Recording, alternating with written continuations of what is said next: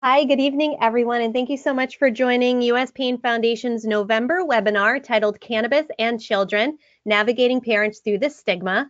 My name is Shana Smith. I'm the Director of State Advocacy and Alliance Development for U.S. Pain, and tonight I will be your moderator. We'll begin our webinar really shortly. Just before we get started, I do want to go over just a few housekeeping items so you can make the most of this evening's webinar experience. You do have the ability to ask questions. Using that questions pane, you'll see a little button, looks like a question mark on your control panel. You'll simply type in your question and then click send. And at the end of this presentation, we'll have a question and answer session with our presenter, and we'll try to take as many questions as we have time for. If you are experiencing any technical difficulties, please feel free to submit those issues within the questions pane as well. With that, I'd like to introduce our guest speaker, Lenox Smith. U.S. Pain Foundation is grateful that Ellen has taken the time to educate families within the pain community during our November campaign, as we do see the immeasurable value in sharing this type of information with families and caregivers who have one or more children living with a chronic condition and or chronic pain. Now, Lenox Smith has emerged as a leading voice for patients living with pain. Despite living with two rare conditions, Ehlers-Danlos syndrome and sarcoidosis, she does continue giving back to the pain community. As a Rhode Island ambassador for the organization, Ellen has spent a decade working as an Arthritis Foundation ambassador, serving on the board for the Rhode Island Patient Advocacy Coalition, or RIPAC, and she's a current board member for U.S. Pain Foundation. She's also authored 2 books. Ellen and her husband Stu live in Rhode Island with her service dog Maggie and their adopted rescue dog Lily. She enjoys gardening, public speaking, writing, spending time with her 4 sons, their wives, grandchildren, and granddogs. So again, we thank you so much, Ellen, for participating, and we'll let you begin your presentation. Okay, can you hear my voice? Yes, we can. Okay, then let's go to slide 1. And Shana, thank you for the introduction. Again, my name is Ellen Smith. I am 68-year-old former teacher. As Shana mentioned, I was diagnosed with Ehlers-Danlos. Unfortunately, at the age of 54, was really inexcusable to be waiting that long for something I was born with to get diagnosed correctly. I became a medical cannabis patient myself in the year of 2007. I had absolutely nothing to turn to. I finally had DNA drug sensitivity testing done to confirm that my entire life had been a life of reaction to medications. I was unable to take any of the opiates, aspirin, Tylenol, and had gotten to the point, even with surgeries, there I was refusing any medications to get through recoveries, because to recover and react to something combined was just too much. So I just chose to deal with the pain until I met a Dr. Chopra in our state of Rhode Island.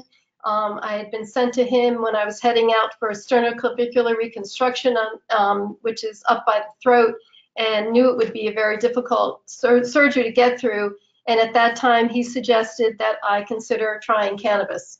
And being the age I was, I literally sat there in 2007 and laughed and told him if my parents were alive, they'd be rolling in the grave to think that he was suggesting I try cannabis.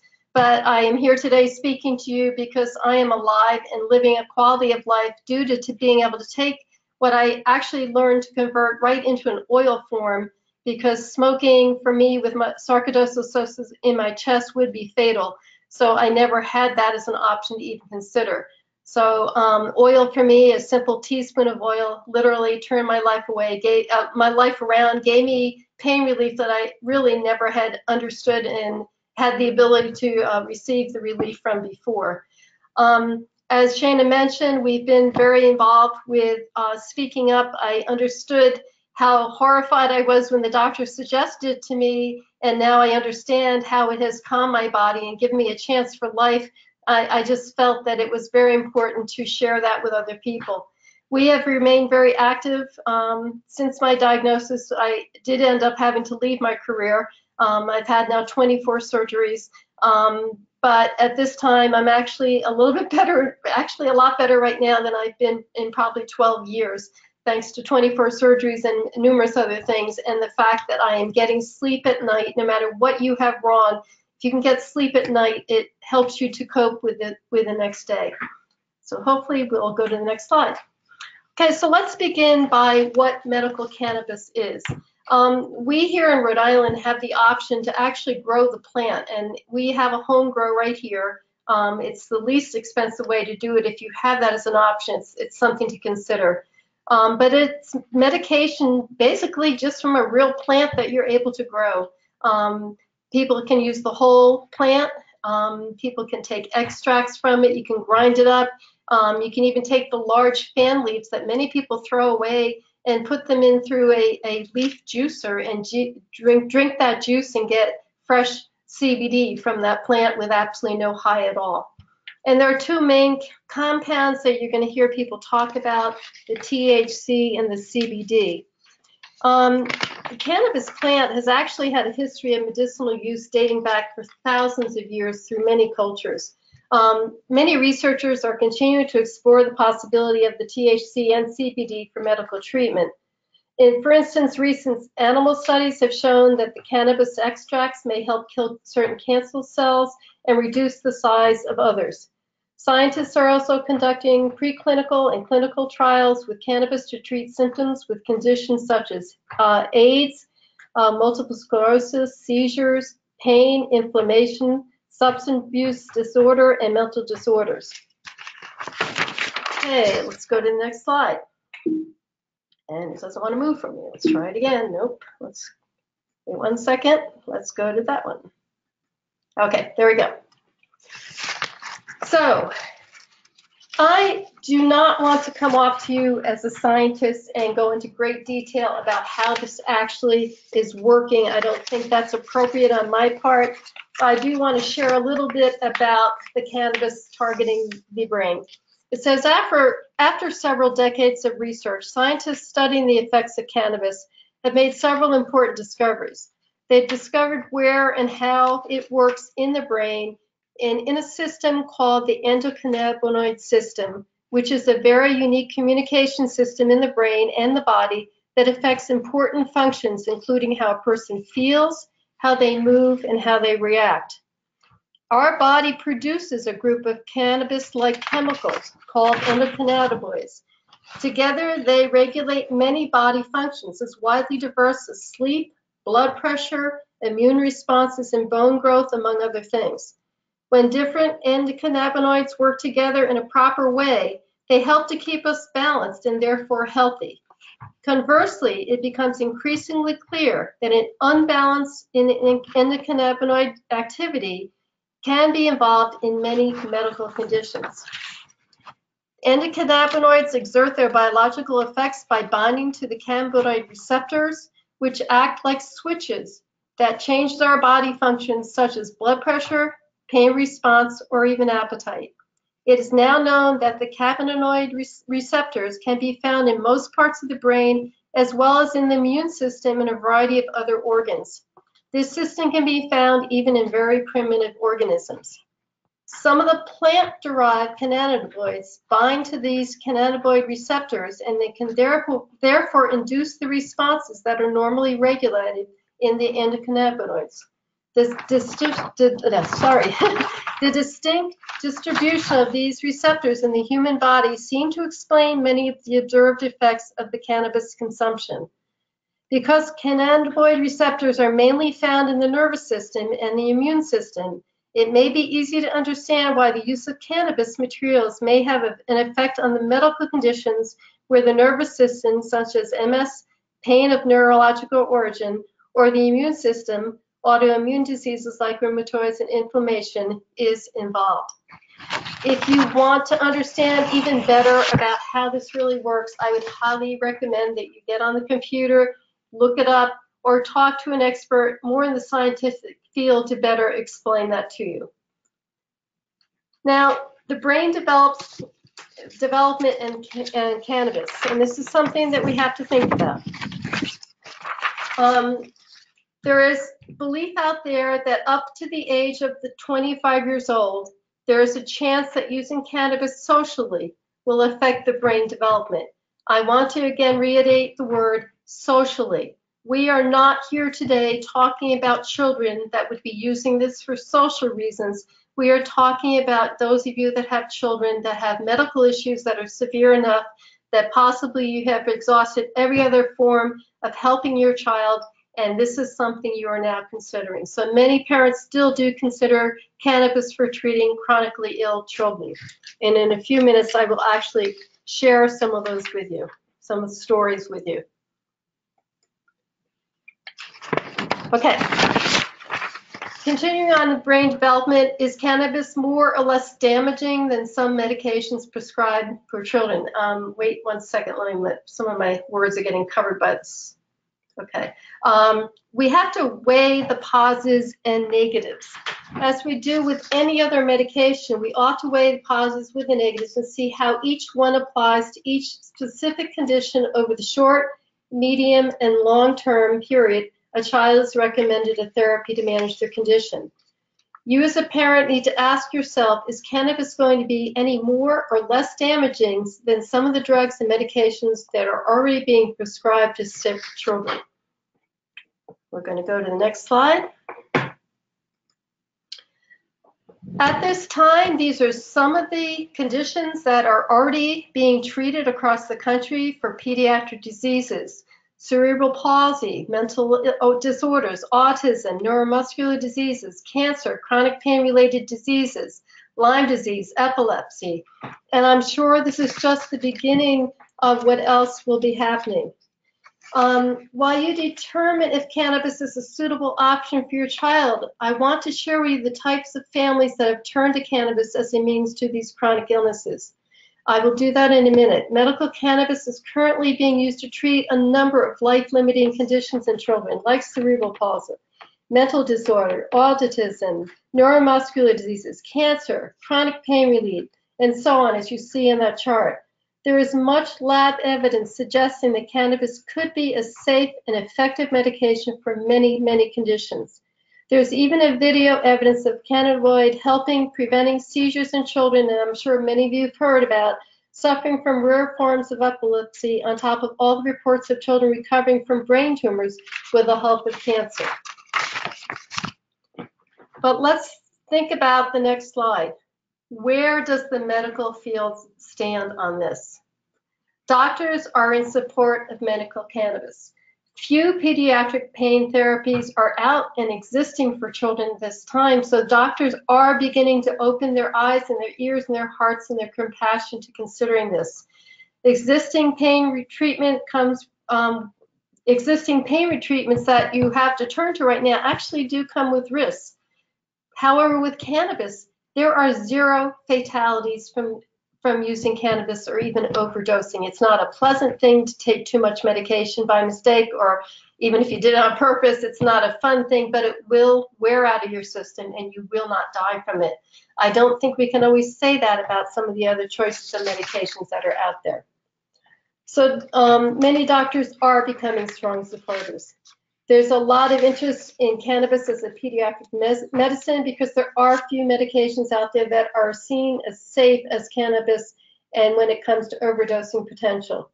No one has ever died. One of the biggest concerns when dosing a child is giving them just enough to treat without causing problems of overdosing. With cannabis, overdosing is not going to cause death. Whether you are for or against the use of medical cannabis to treat sick children, you can't deny the mountains of evidence that are piling up to suggest that it can be an effective, kind treatment for sick children. Okay, we're going to go to the next. Oh, it doesn't want to do it on its own. Sorry. Let me go back to here. Okay, so where does our government stand? At this time, it's still considered illegal under federal law. It's treated as controlled substance under Schedule 1, up with heroin, which is just so sad considering it used to be for sale in pharmacies years ago in our own country. Prosecuting cannabis cases is not becoming a big priority anymore in the country. That is calming down. The VA has updated its policy. Vets are no longer being denied services if they use cannabis. The doctors are allowed to talk to them about it, but they still cannot help them to receive the medication that they should get getting. The FDA recently approved CBD-based oral solution. Parents and caregivers should note that despite there are medical cannabis laws in 46 states, it is still a federal law. Cannabis is treated like a controlled substance that is currently classified as Schedule 1. While doctors may not prescribe cannabis for the medical use for the federal law in the VA, they can recommend its use under the First Amendment. The good news is the Department of Justice issued a guidance memo to prosecutors back in 2013 concerning cannabis enforcement under the Controlled Substance Act, making it clear that prosecuting state legal medical cannabis cases is no longer a priority. Federal Drug Administrations in June of this year, 2018, approved a CBD-based oral solution that reduces seizures for young children diagnosed with 2 rare forms of epilepsy. This is the first time the federal government regulators have approved a drug found in cannabis, so this is very exciting development. The FDA has also announced it will no longer consider products with less than 0.3% THC, one of the substances in the cannabis plant, as a controlled substance. That means it's beginning to free CBD specifically from a hemp plant, which we'll get to in a minute. There's been a lot of action at the federal level relating to medical cannabis. The Hemp Farming Act has been championed by Senator Majority Leader Mitch McConnell, that would reclassify hemp as an agricultural commodity and remove it from the list of controlled drugs. There are also other measures that have been proposed by Congress, such as the VA Medicinal Cannabis Research Act in 2018, which would give them the ability to do research on medical cannabis. Moving on, slide 10. Why cannabis for children? Let's look at some of the positive benefits as to why parents and caregivers are turning to medicinal cannabis as a means to treat their child's chronic illness. Safe option. It reduces overdose and addiction. It's used for a variety of conditions. It has therapeutic potential. You must be mindful of dosing in the different strains, which we'll talk about in a minute. It manages varying types of pain. There are very few, if any, medications out there that are as safe as cannabis when it comes to overdose or addiction. Cannabis could potentially be useful for a wide variety of conditions, from headaches to cancer. There are also many other substances out there that beat cannabis's therapeutic potential for so many different health problems. I'm sorry, there aren't many. I read that wrong, excuse me. So you do want to be very mindful about the dosing, the strains we'll talk about in a minute, to get specific medical medication for your child. In a minute, you're going to understand that we don't all respond to the exact same strain, even if we have the same condition. There's a Dr. Jordan Tischler who has a wonderful, I believe Shana has a list at the end of this of different resources to go to. He has a podcast. He talks about children with seizures, and the one thing he did say that children that are in the states that are allowed to use CBD from the hemp only, he has found that within about 6 months, although the seizures initially recede, in about 6 months they could potentially start to return, and many of those children will need to get onto the actual cannabis plant that has a little bit of a higher THC with it. So it's something to keep in mind if you're in one of those states. Cannabis can help, as you can see, help with many different types of pain, nerve, muscle, emotional, psychological pain, and deal with the opiate issue. It's very beneficial of not becoming something you have to be concerned about getting addicted to. I've been using cannabis since 2007. I've never had one moment in my life where I've said to myself, oh, I can't wait to hurry up and get my teaspoon of oil. You just don't get that sensation that you have to hurry up and have it again. It just doesn't work that way. Now, not all children are the same. What works for some may not work for other adolescents. What I mean by that is we're going to talk about the different types of strain of the plants that are grown. You and I could have the exact same condition, and I use something, let's say, called White Widow, and you use something called bubblegum, and we exchange it, and we try each other's medication, and we may not find it works the same way in our bodies. So you have to be patient and find the medication strain that is more appropriate for your child that you're going to select. Effectiveness and duration can differ also. You want to consider compatibility with the strain or the medicine itself. And for those of you that have not seen cannabis, and I'm sure most of you have, those are just some jars down there of different strains. Medical cannabis strains. There are two types of strains that we're going to look at, the indica and the sativa. Indica is known to have a higher CBD and lower THC count. THC is what's associated more with the people when somebody thinks about somebody using recreational marijuana, they think of somebody getting high. It's the THC that they're referring to. So indica, the qualities that you gain from that, it increases mental and muscle relaxation, decreases nausea and acute pain, increases the appetite and dopamine, and is preferred for nighttime use. Most of us, if we take indica during the daytime instead of at night when it should be taken, most of us would be exhausted and sleepy. I can't lie to you, I've had one patient that ended up taking my nighttime oil in the daytime for some reason. That's when it happened to work for her body, and it didn't make her sleepy. So again, you just never quite know, and you have to play around with it. Sativa, on the other hand, is lower in CBD and higher in THC. It's used for qualities for anxiety, antidepressant, helps to treat chronic pain, increases focus, serotonin, and is preferred for daytime relief. But again, each person can be different on how they react with that. Okay, slide 13. Now, I just learned something brand new. I met with a woman, I'm going to tell you her story in a minute, about her child, who introduced me to the fact that she just discovered patches are one way you can administer cannabis to a child. She said she's waiting for them to come. She has not had these, has not been able to try it on her daughter yet, who has severe seizures, but she was able to buy 5 patches for $125, but each patch will last 96 hours. And she, in the state of Rhode Island, is trying to find a way to keep her child consistently medicated while she is at school, because she is having problems with the new middle school principal who is making her come to school. She is a nurse, making her come to school to give her daughter her medication off campus. And before that, in elementary school, it was given to her by the nurse in the school. So we will discuss that in a minute about those problems. There's also something called a tincture. It's a concentrated form of concentrated form of cannabis that's made by mixing the elements of the plant either in alcohol or glycerin-based solution. It's a simple and discreet way to take it whenever your child needs to consume it.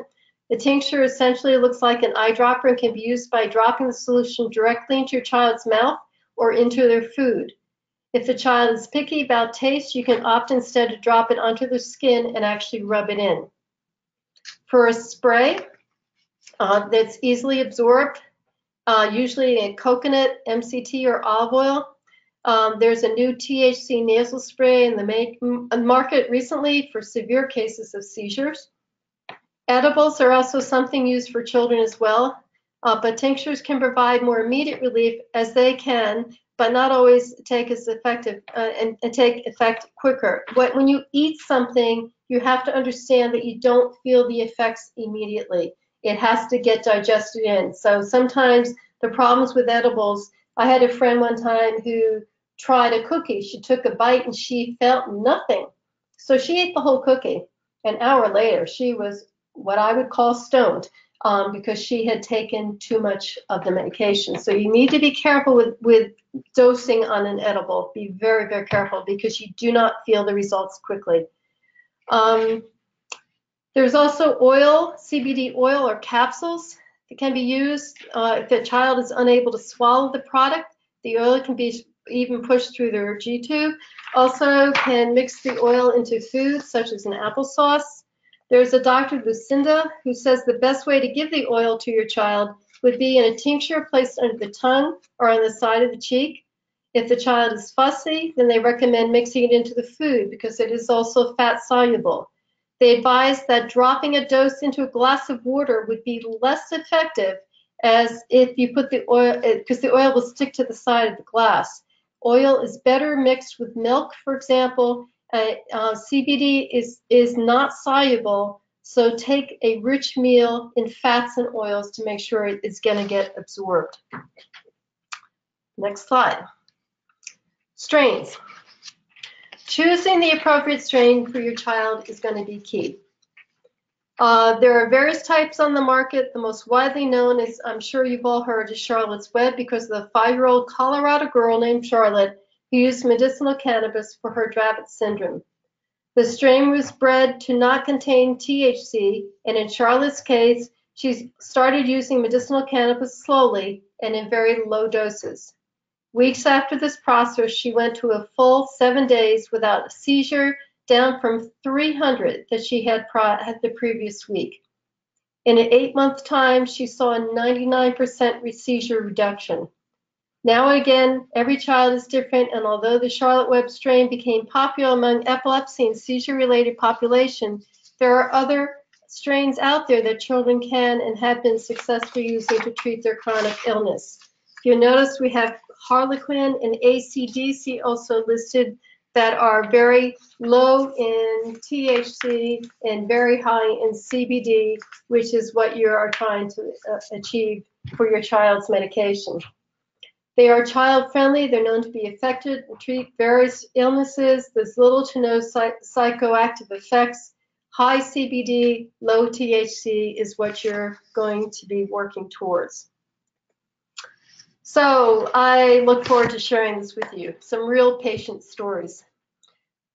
I would say maybe 5 years ago, my husband and I received a call from a doctor, the pain doctor in the state that started me on cannabis, and asked me if I would meet a young mother and her 5-year-old son in Providence at the Ehlers-Danlos conference that happened to be in our state.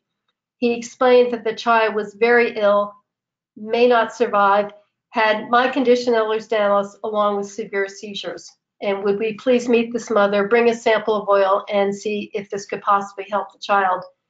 We were scared to death. We had never dealt with a child. We've dealt with nothing but adults with cannabis, and all of a sudden, we felt like we had this child's life in our hands, and we were a little scared about it. We got to the conference, met the mother in the hallway. The young boy was, this was probably 8:30 in the morning, lying on his mother's lap, white as a ghost, unresponsive, and just lying there. It was just horrible. And we gave this little sample per the doctor's recommend and he was legal in his state. He was from Oregon. Gave the sample, explained how to use it, and told her to go very, very small on dose. You do not ever want to start with a high dose. You don't jump to the top dose. When you're introducing it, ingesting it with an oil, you start very, very small. We explained to the mother what to do. We held our breath, walked away, and thought, oh my God, I hope we didn't kill this child. We were so scared. Well, the next morning we come back to the conference. We walk in, and who comes walking up the hallway, holding his mother's hand with a smile on his face, but this young boy. She comes up to her, she says, you're not going to believe this. He actually slept last night, and something's different. Look at him. He wants to go play. Now, this was like a brand new child. The second day, we see him again, the next day, and this time, she comes up to us and says, I can't believe this. He woke up and his pajamas were bone dry. Of course, we didn't know what that meant. She said that means he had no seizure the entire night because he would wake up throughout the night, his clothes sopping wet from sweating from all the seizures. That young boy went back to school in Oregon, became a top student. He learned to read, became social, and has his life back. It was so exciting. It was a very scary adventure in our park because it was the first time we'd worked with a child. The next story is a young man who was in Pennsylvania. He was about 12 years old. Father drove all the way up from Pennsylvania to come sit in our kitchen and talk to us about the potential of using cannabis in his legal state. His son was on a G-tube in the hospital, unable to do anything, and was just suffering. And I'm going to share what this father did because it's a little scary and actually a little funny. He got all the directions, went home, got the cannabis, made the oil, and he decided that he would try it for himself. So he took some of that oil, had a horrible reaction to it, called us up, and I thought, my God, this young man's never going to get to try it because the father reacted to it. But the difference was the father wasn't living with any pain. This was not a sick person. This was a healthy person. So all he did was get himself stoned, unfortunately. You need to understand that a body in pain is different than a body that's healthy. We react differently. We get relief. A person that's not in pain gets high. So this young man, I thought, would never have the opportunity to try cannabis. About a month later, we get a call, and I get pictures on the computer. Here's my son outside playing. My son's now back in school. He's eating his food. He's digesting. He's sleeping. They finally broke down and tried that night oil on their son, and his life has been turned around, and it's absolutely thrilling. And the third one is the woman who was just at our house this past weekend. She had a set of twins. By the age of 4, one of the 2 twins only began to have severe seizures. By 6 years old, after exhausting everything she could try for her poor child, she finally found a doctor in Boston that helped walk her through the process of trying cannabis for her daughter.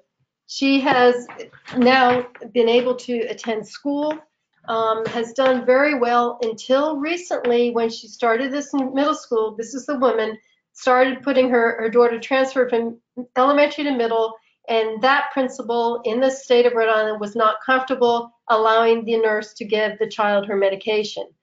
It's very important if you have it titrated correctly that you don't want to undo that, and that's what happened because of the school. This child was not able to always get the medication when she should be having it, so she's been having some ups and downs recently.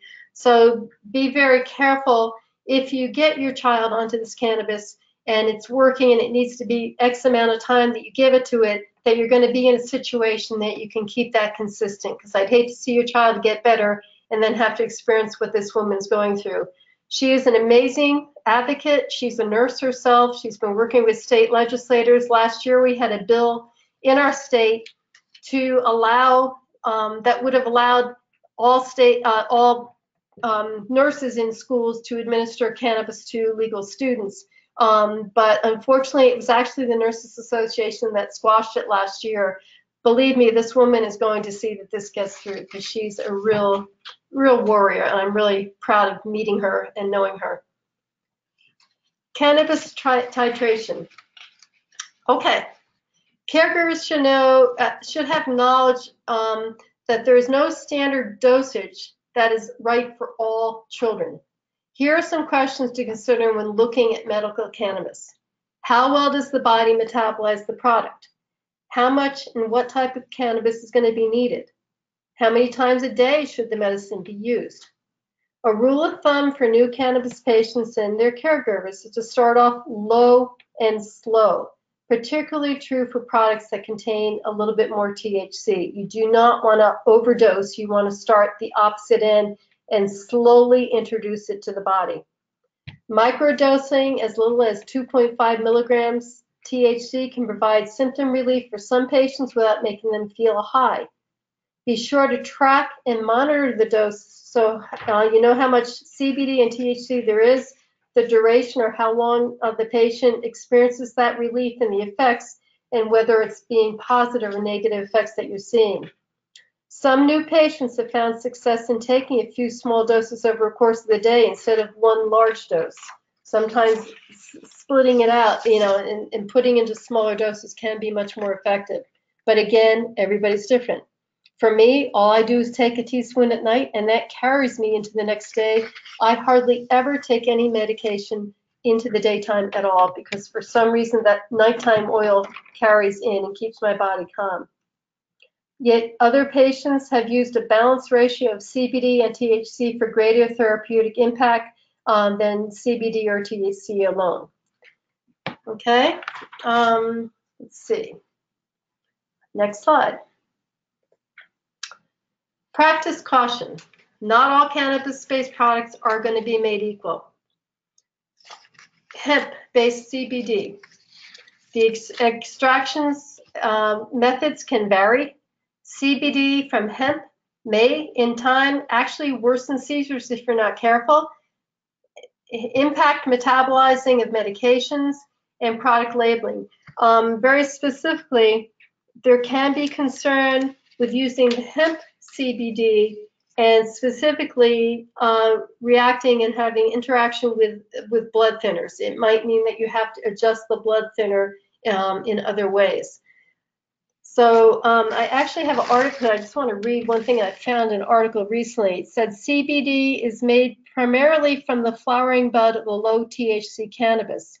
If it reads hemp oil is listed as the only ingredient, then the product is made from the seeds. And then it says the hemp seeds don't contain either CBD or THC in any significant amount. It does say CBD that is Chinese sourced, that standards for purity do not match those of the American manufacturers, which typically grow their cannabis in Colorado, Kentucky, and Oregon. Some Chinese CBD has actually been found to be tainted with heavy metals and concentrations of pesticides.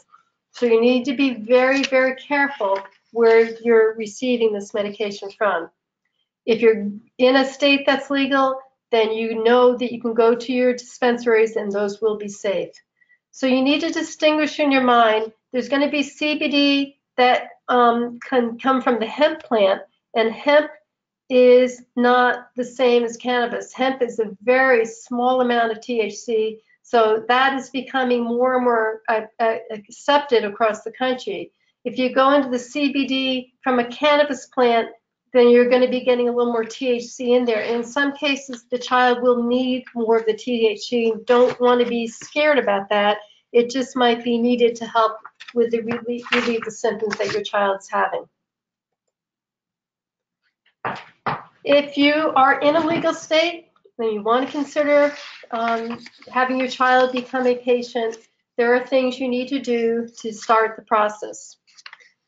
Is your state legal? First of all, you need to find out. You can look online. You can call the Department of Health. It's very easy to just Google in, is the state of California legal? And you're going to get tons of information immediately. If you're in that legal state and this is something you want to pursue, then you want to contact your Department of Health, determine how to enroll your child to get that medical card. Normally, in most states, you go online to the Department of Health.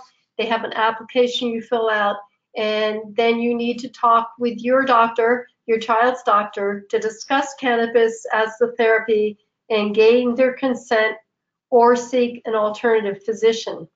The bottom truth is, if your child ends up in a hospital and you have not told anybody your child's being treated with cannabis, when you first, let's say, go to an emergency, you sign some forms there, and it gives them the right to do panels of blood work on your child, and it would be very complicated to suddenly have your child show up as a cannabis patient and no one knew that. So it really is best to be open and talk about this, find a doctor that's on your side.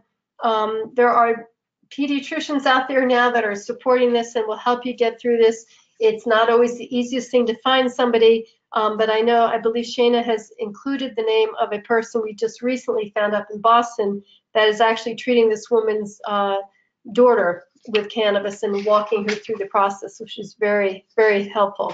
So I would highly encourage you to have that conversation with your doctor. Most of you, if you're getting to this point of considering cannabis, I'm guessing you've tried everything else, you're not having success, and you're looking for a safe alternative. Unfortunately, the way society is right now, we still have to help convince other people to understand that this is something that is safe to turn to. Helpful hints. You want to be the official caregiver for your child. And okay, consider the necessary qualifications for being a caregiver. For some conditions, there might be specialist courses and classes you can take to understand what you need to be do. to help your child have a medical proof that your child suffers from the condition deemed acceptable under the medical cannabis program, and have the appropriate identification and proof of addresses. And all that information will be coming through your doctor's office confirming that your child has a condition that would qualify under your state ruling to be into the program.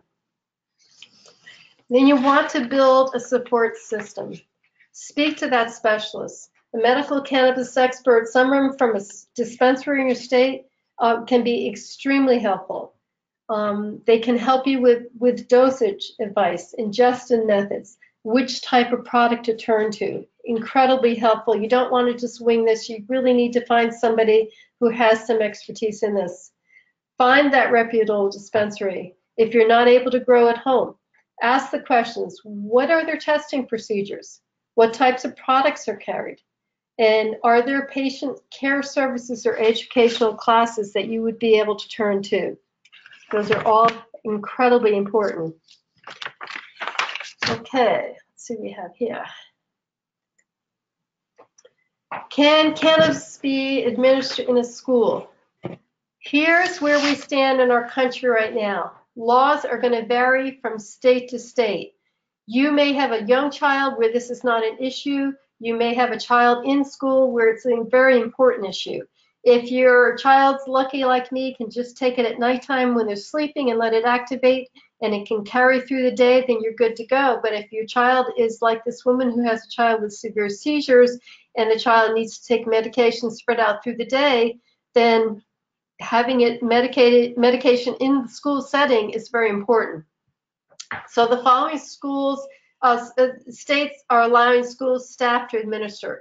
California has the law there. They're pending the governor's signature to allow staff in school to administer cannabis to a legal patient. Colorado's a go. Florida has set it up that it's depending on each school district to decide who can or can't. Maine is fine, and Washington State is fine. Parents are allowed to dispense on the school grounds in Delaware, Illinois, and New Jersey. That means those parents, like we have here in Rhode Island, have to go to the school, take their child out of the classroom to be able to give the medication and let the child go back to class. So this is a huge issue that we really need to work on. I hope if this is something that you choose to try with your child and it becomes successful, that you'll help with us to get your state going on allowing administration of this medication with your child by the staffing in school. It does not make sense, and it's not acceptable for a parent to have to leave work to go to school to give their child medication. Yet the school nurse is allowed to give out any other medication to a child. So it really is a little silly. So this is something we have to work on correcting. So here's my offer to all of you. This is my email address, ellen@uspainfoundation.org. For parents and caregivers interested in talking with another parent that's made the decision to try cannabis with their child, you can send me an email, include the age of your child's medical condition, the state that you live in, and what would you like to discuss with that parent, and the best way for them to reach you. I have 2 parents and 1 young adult that would be more than happy to talk with you. One is the woman who has a child who's now 11 who started seizures at 4. She'd be more than happy to talk to you. And I also have a woman who, she and her daughter decided to wait until she became 18 to start cannabis, and that's what she only uses for pain relief now. And both the young adult and the mother are both also willing to talk.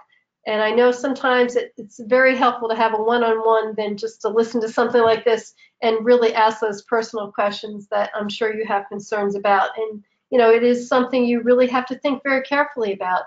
We're in a tight situation. It's getting so much better in our country, but until we get this out of Schedule 1 and get rid of the silly threat that everybody makes us feel so like we're doing something bad for you and using cannabis, I wouldn't be alive here talking to you today if it weren't for the luxury of being able to use this medication with absolutely no side effects. The only side effects that I would ever get is if I took too much. but that's really no different than taking other medications. If you take too much, you know, you make a mistake. But I don't have any other reactions. And as I said, my teaspoon of oil at night carries into the next day. I never feel high, and I have nothing but peace and calm into my body, which is pretty amazing. So I'm going to put the camera on, Shayna. Yes? Yes, that sounds good. So I'll pull my while you're doing that, okay. Okay, there you are. I believe we can. Yep, we can see you. Okay. So at this point, we are going to open it up for questions for Ellen. So if you could use the questions pane there on your control panel, feel free to type in a question, and we'll ask Ellen. She did mention that there is a sheet that we provided. If you look on your control panel, you'll see handouts. It says 1 of 5. Click on that handouts and you'll be able to download a resources page that has a lot of the links, information, podcasts, websites that Ellen was talking about, and things that she used to help put together her presentation. So that is available to you all. I will start off the question portion, Ellen. We have one that says, you discussed that there's no certain dosage or chart for kids, but what about age? Is there such a thing as being too young in your experience with patients or research? Have you found anything? A young boy that we were so scared to give our little sample out per the doctor was 4 years old, if that's any help. I don't know. I don't want to come off as an expert about children because I've always dealt with adults with this. All I can tell you is that we dealt with that child that was 4, and it was incredibly successful. And that child did not look like it had much longer to go. He was incredibly ill. He was seizing so much. He had no life.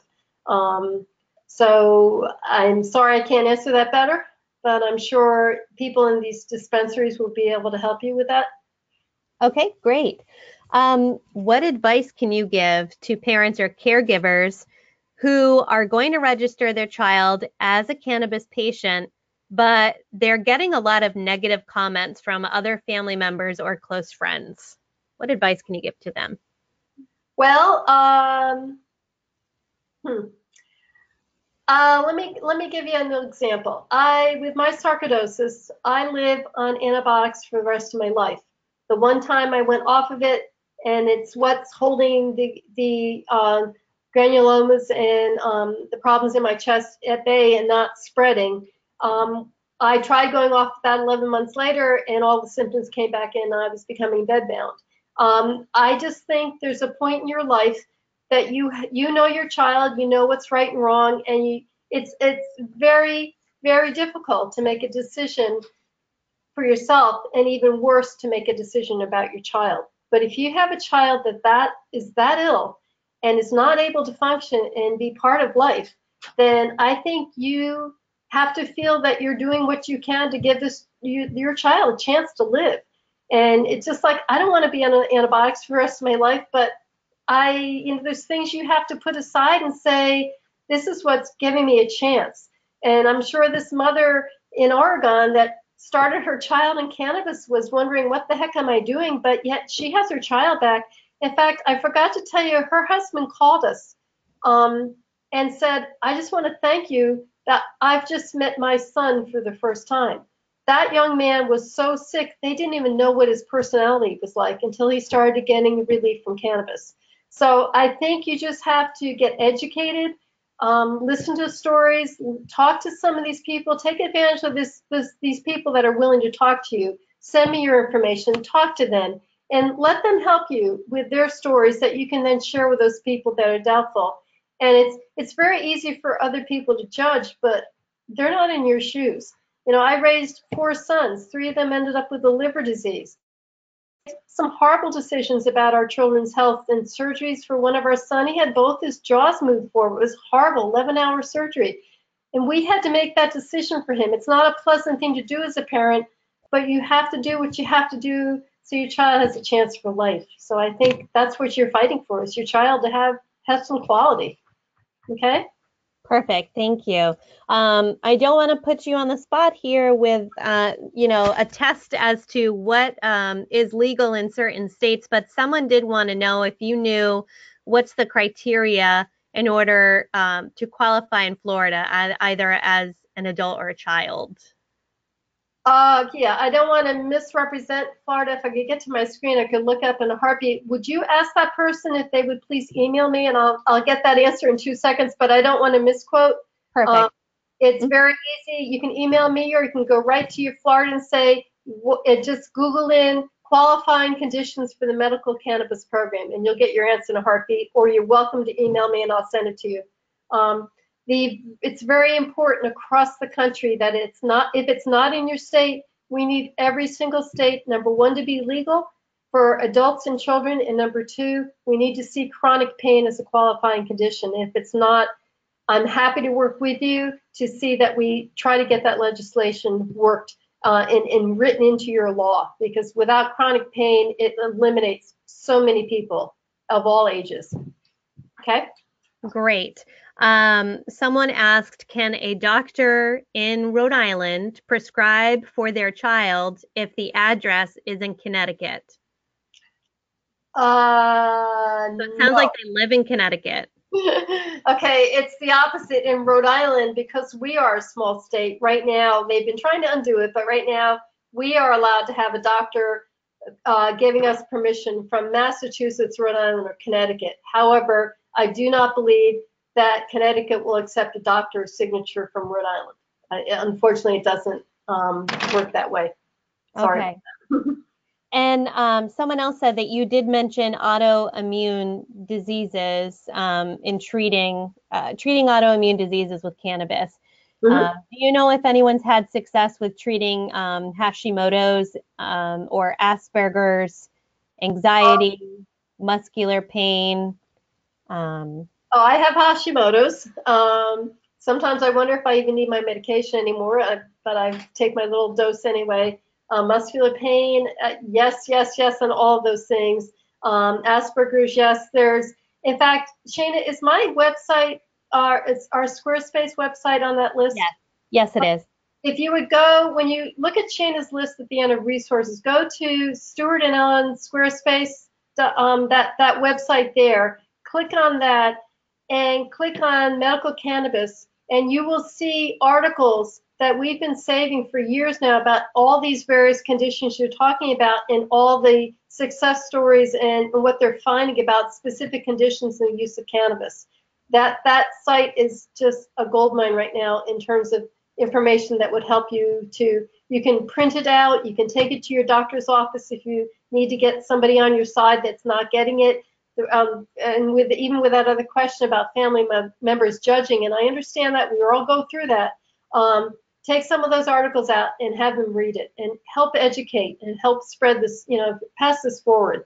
Because I think, it's not that people are trying to be mean to us. We've just been brought up in a society in our generation that this was wrong, that we're only going to get high, we're going to get addicted. And that's, if we get, and Dr. Jordan Tischler said, we don't get addicted, we might get dependent, but so what? If I am dependent, and I don't think that's a bad thing. I have two conditions that are never going to go away. So I take a teaspoon of this oil at night. If that's dependency, who cares? It gives me life. I can think the next day. I can do things. I have a life back, and I can join my family. It's like, I don't see why that's such a bad thing. And that attitude we're fighting is because society made it that way. They're making it like this is heroin, and it's not, and it's so silly. And I think it's not that far away that this is not going to be a big issue. As you can see, states are becoming legal for everybody, recreational too. I mean, it pretty soon it's just going to fade away and not become a big deal. But right now we're still dealing with that legal garbage. Somebody wanted to know about a specific product, if you've heard of it. Have you heard of Hemp Works? And do you have any thoughts on it? HEMPWORX. Is that a company that makes it, I guess? I have not heard of that. Just, make sure it's from this country, Unfortunately, we're not at a stage where there's rules and regulations to check out this medication. I think it's very important to talk to people that have used that product.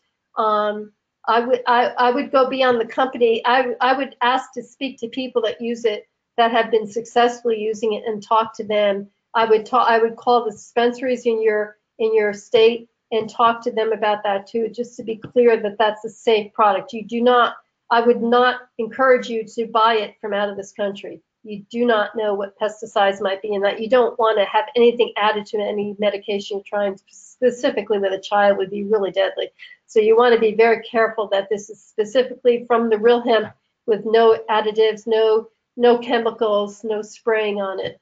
So I'd be very careful. And I'm sorry, I don't actually use the hemp product myself. I use the actual real cannabis.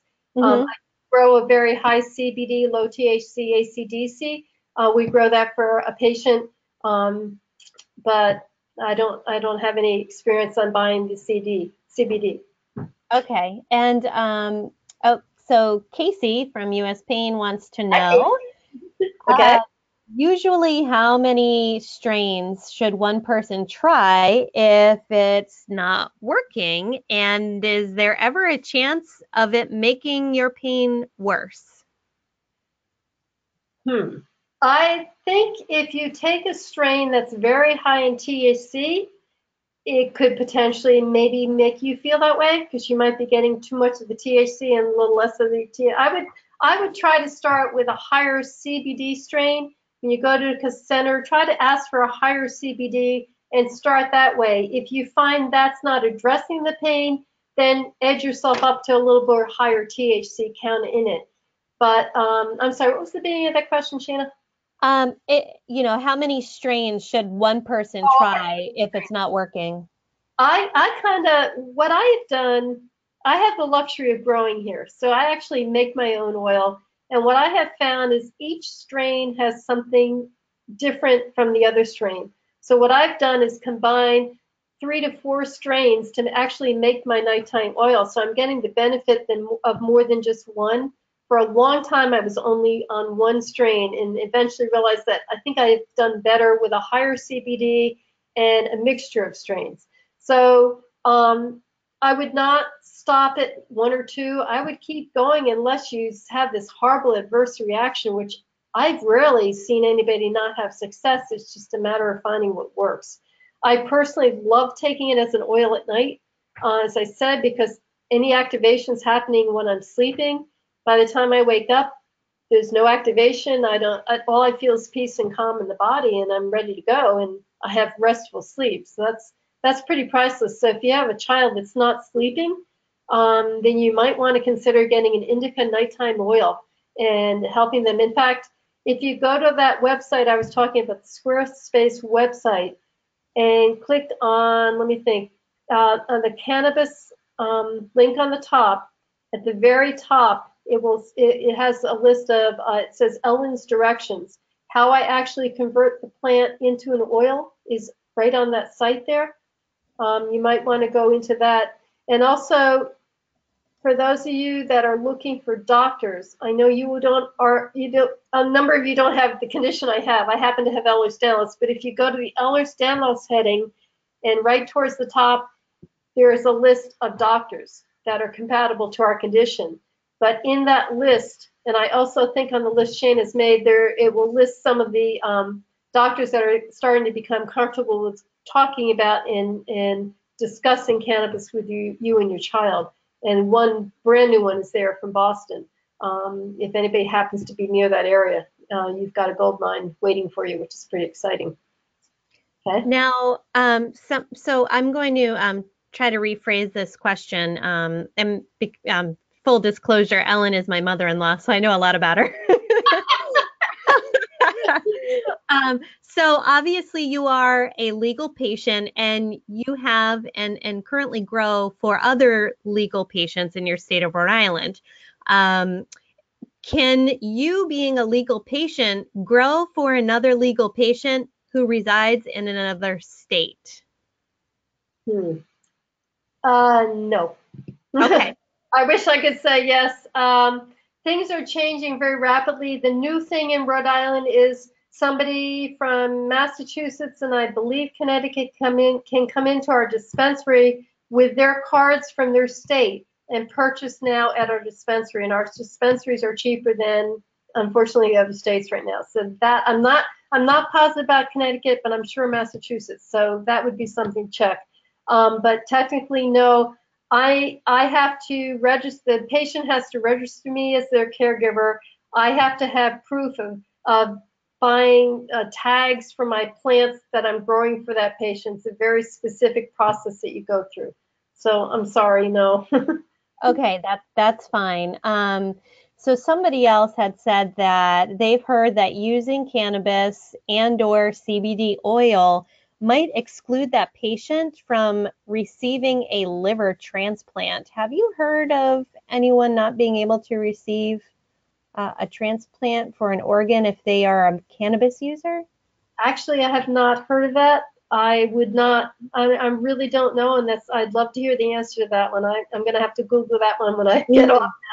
Not I a don't, problem. but I'm going to tell you one thing. The only way cannabis is not going to show up in the blood system is if you use a topical cream. Once you take it in any of the other forms that we've talked about, it will show up in the blood system. So it's not something you can hide. If you give this to your child, it will show. So you need to be prepared for that, and you need to be in a state that is legal. And if you're in a state that's illegal, then understand you're taking a huge chance because it will show. At some point, if your child's rushed to the emergency room and they do the normal blood workup, and all of a sudden there's cannabis there, I just don't want to see you get in trouble. So just be careful in that sense. Be in a state that has the laws for CBD, and so that you're not breaking the law and getting yourself in trouble when your child needs you. Okay? Great. Someone says, what side effects might a parent or caregiver expect to see when their child is starting to find their optimal dose or working to find their optimal dose? Very good question. They can get a high. If they have way too much in their system, you will get a high. Do not panic. Just hang out with them, put them in bed, keep them calm. It will wear out of the system in a couple hours. It's not a fun feeling, so that's why you start very slow. What I tell people who take the nighttime oil with me is start slow. The goal is to sleep through the night and wake up not groggy. If your child's waking up really groggy and that's not typical, you better stop at that dose and go backwards a little bit. You don't want to keep pushing that up. If your child's sleeping through the night and they weren't before, stop at that dose. It sounds good. So it just kind of depends how you're going to give it and when you're going to give it. But look for grogginess, looking for strange behavior. It would just mean that you've gotten too high on the dose, and that's not fun. But don't panic. Don't feel like you have to rush to the hospital. They're going to die. They're going to be okay. It's just not a fun feeling for a little while. It's that high that will come in. We actually just had two people at the same time ask you the same question, which is how long does it remain in the system? Which way? You mean? Neither of them specified. I can give them a reaction. You mean having a reaction, having too much? I don't know if it's just to, how long does it remain in the system before it either wears off, or I'm giving them a chance. I guess how long does the THC stay in your system for? Okay. I'm not quite sure. Okay. Okay. If it's because you're concerned that the child took too much or you as an adult took too much, it's going to be a couple hours. It will wear down. In terms of if it's how long is it in your system, all I can tell you, I take it an hour before I go to bed. It activates while I'm sleeping. When I wake up in the morning, I don't feel any medication, high, low, anything. I don't feel anything but myself. I get up and start my day and read the paper. So, but yet the effects of the calmness into my body remain. It's not a high, it's just calmness. It calms the body down. Those of us that live with pain, for me, I was living with no pain medication up until 2007. I took nothing. It was not fun. So to get pain relief with cannabis, I'm not going to lie to you. Shayna knows there's days that I have rough days. Things sublux out and I'm not feeling great. However, it's actually never really bad enough that I take medication. When you're used to living with pain and then something takes the raw edge off, your life is so much better. I remain grateful even on my bad days to compare to what I used to be like, the person that took no medication at all. It's a big difference, but it's a very gentle, calming difference, if that makes any sense. Yes, someone was, oh, okay. So one person in particular was asking if a child is tested and they were taking something that had THC in it, how long would it stay in the system? Or I guess, if they were to take that test, would it show up if, they took THC 1 month ago versus 1 week ago? I hope I'm quoting this right, and forgive me if I'm wrong, but I think it could actually show up within the month. Okay. It's for a while. It's not something that's going to go, 24 hours later. It won't show up with no blood test. It sticks around for a bit. Okay. I might be totally wrong in that, so forgive me on that. It's been so much long since I've dealt with that. No, Um, that's fine. No, that's fine. Um, these are all great questions. Somebody, well, I actually had a few too that I wanted to ask you, which is, should you tell your neighbors or family if you're going to be growing this medicine for your child, or should you practice discretion? I guess what would you recommend? well, I think you want to try to be as private as you can. I think I think right now, until it becomes legal in the whole country, there are still people that would love to get their hands on it. So you kind of want to use your discretion. We, to be honest with you, have an alarm system in the house. When we leave the house, we put the alarm on. If somebody opens that door, the police call us in a heartbeat. Just to keep safe. I'm not trying to scare you at all. I think it's better not to announce it to the whole world. Of course, the whole world kind of knows we have it because we've been in public and in the paper, and in another weird way, in some ways that almost protects us because so many people do know that we're almost protected in that way now. But, initially that was a little scary. We did get robbed one time, not in the house. It was outside of the house. The Department of Health had given me the wrong information. I called way back before we became advocates, asked if it was okay to grow outside in our organic garden out in the country here. And they said, yes, oh yeah, that's fine, it's your property. Well, young man came from high school to deliver oil. Believe me, when this stuff is ready to harvest, you smell it. He smelled it and went to the high school and told everybody. And next day we got robbed, and it was horrifying. And obviously from that point on, brought our grow inside and safe. We happen to live out in the country area, so venting out into our backyard farm, it's not a big deal. It's a little different when you're growing and around other people.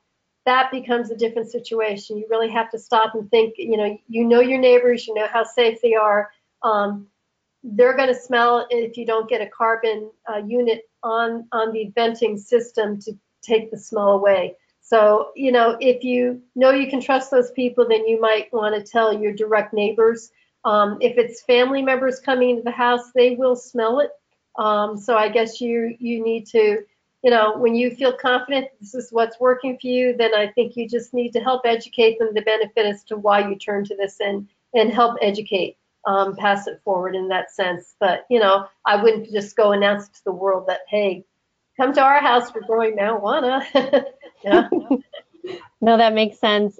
We had a few that are, they're not questions, they're more comments, just thanking you so much for your information. A few have asked for your email address privately, so I've sent that to them. So be on the lookout for a few. There's it looks like a group in Kansas who wants to reach out to you to see if US Pain can meet with their nonprofit and maybe work together to talk to lawmakers and medical providers because they've seen a lot of patients have had to move to legal states like Colorado, which I'm sure that you've heard in your experience as well, patients having to move out of state to get the medicine they need. While you bring that up, let me just mention there's a young woman with our condition, Ehlers-Danlos, that was living in Utah. And her husband, you might know the story, her husband ended up being one of the Ninja Warriors on TV. And at the time that he did his first Ninja Warrior thing, she was in a wheelchair. And it broke my heart because they kept saying this woman's going to die at any time, but she's going to be here and watch him do his, whatever you call that thing he does on the ropes and whatever. And I couldn't stand listening to that. She was going to die in a day. And I thought, this isn't right. So I actually reached out to them on Facebook, talked to them about cannabis, talked to them about various things to help her with her condition. They went to Colorado, got cannabis, unfortunately came back to Utah. She was sitting in a truck in Utah, an illegal state at the time, and her husband was in the store with the two girls. She proceeded to medicate herself in the truck, and somebody ratted on her and called the police. She ended up getting arrested, and they threatened to take the children away, it was horrible. They moved to Colorado to save her life, to get her on medication, to get her strong. She recently was on TV as a Ninja Warrior herself. She's out of the wheelchair walking. It was kind of nuts that she did it, but she had to do it for herself. It was very exciting and succeeded. My point was she initially tried in a legal state, went back to Colorado, lived there and they just wanted to go back home to their home state of Utah. And she's done nothing but advocate. And if you notice, Utah is one of the states that has worked legislation just recently to look into succeeding with medical cannabis for patients in their state. So she's come a long way, and I really give her credit. So, hopefully those of you out there in a state that's not legal will, and I'm happy to work with that group any way we can to help you. But we want to see every state in this country have this as an option. It's a safe option. It's keeping me alive. I've seen so many miracle stories of people. Every patient we've had come through our doors have had success with cannabis. I have not seen anybody not have help with it. It's pretty amazing. And no one's dying from it. It's wonderful. No side effects that you have to worry about unless you take too much. Okay? Excellent. Thank you, Ellen, so much. I know that we're past the time, but we had so many people just weighing in with questions here. So I do want to thank you, and everyone, please look at the resources page that we provided you as part of your handouts. Ellen's contact information's there. Her website is up there as well. And this webinar has been recorded, so it will be up shortly on our website, and it should also be going to you as a follow-up email in our GoToWebinar program. So you can go back and reference it and watch it as many times as you want. And if you have further questions, Ellen has made herself available for us. I do just want to let everyone know that during our November campaign, we're doing webinars like this all month long to help families and caregivers who have children with pediatric conditions and or chronic pain. And so Ellen kicked us off, kicked the webinar series off for us here tonight with the Cannabis and Children presentation. The next one is November 19th, which is in the afternoon, called The Grandparent's Voice, Advocacy and Support for Chronic Pain Families. Please go to our website, go to our November campaign and register for that upcoming one and the other ones that we have for this month. Ellen, thank you so much for all the information and advice and resources that you provided to us. And we hope everyone has a great rest of their evening. And Shana, can I say one last thing? Yes, you may. I just want to tell you how proud I am to be part of the Pain Foundation, who has always supported the use of cannabis and any form of medication that helps somebody have a chance for better quality of life. So I'm very proud for the fact that you thought to even have this presentation, to even consider talking about children and cannabis. I think that's huge, and I'm really proud of you guys. So thank you. Great. Thank you, Ellen. And everyone have a good, hopefully low pain evening. Take care. Take care. Bye-bye. Bye.